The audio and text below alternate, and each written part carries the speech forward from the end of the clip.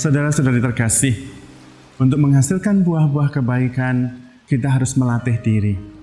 Karena kita kecenderungannya adalah kecenderungan mengikuti dorongan yang egoistik dalam diri kita. Dorongan egoistik itu sebetulnya tidak melulu jelek, karena dengan kebutuhan dasar, untuk memenuhi kebutuhan dasar kita sendiri, kita bisa hidup. Karena itu ada kerinduan, keinginan untuk makan, nafsu untuk bisa bertumbuh, dan sebagainya. Masalahnya adalah kita tidak cukup hanya mengikuti dorongan-dorongan egoistik kita. Kita harus belajar yang disebut dengan ajere kontra, melawan kecenderungan egoistik kita. Dengan cara itu, kita belajar mencintai. Dan memang benar, mencintai harus belajar.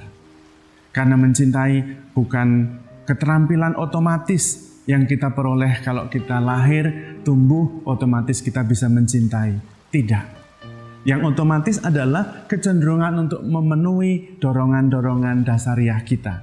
Itu yang otomatis, itu yang naluriah. Maka kecenderungan mencintai harus dilatih. Karena mencintai adalah keterampilan, baik dalam hal berkomunikasi, baik dalam bertoleransi terhadap kekurangan orang lain, baik dalam menyaring kata-kata yang menyakitkan, semuanya harus dilatihkan. Dan latihan mencintai adalah dengan mencintai. Seperti berlatih berenang, hanya bisa berlatih berenang dengan masuk ke kolam dan latihan berenang. Tidak bisa berlatih berenang dengan pergi ke perpustakaan membaca buku teori tentang berenang. Dan berlatih berenang tidak bisa hanya satu kali, perlu berkali-kali untuk latihan sampai mahir, sehingga otomatis kita bisa berenang tanpa kesulitan. Sama halnya dengan mencintai, kita juga harus berlatih. Latihan utamanya adalah menyangkal diri. Karena mencintai pada dasarnya adalah memindahkan pusat hidup kita kepada orang lain dan bukan kepada diri sendiri. Maka lawan dari cinta itu bukan benci, tetapi egoisme. Orang yang egois tidak bisa mencintai. Orang yang egois terus-menerus, dia selamanya juga tidak bisa mencintai. Mencintai tidak ada hubungannya dengan umur. Bisa saja orang sudah berumur, sudah tua, tetapi sangat egois. Karena itu sampai tua pun dia tetap tidak bisa mencintai. Latihan utamanya adalah dengan menyangkal diri. Maka Yesus mengatakan, barang siapa mau menjadi muridku, dia harus menyangkal dirinya, memikul salibnya setiap hari, dan mengikuti aku. Latihan mencintai adalah latihan menjadi murid Yesus. Menyangkal diri dan kemudian memikul salib. Memikul salib adalah kesediaan untuk menanggung derita yang harus kita pikul demi cinta, yaitu pengorbanan. Kita bisa mencintai, tetapi cinta tanpa pengorbanan nampaknya tidak ada. Karena itu, berlatih mencintai juga berarti berlatih memikul salib. Berlatih mencintai itu berarti menyangkal diri, memikul salib. Dan dengan demikian kita menjadi murid Kristus.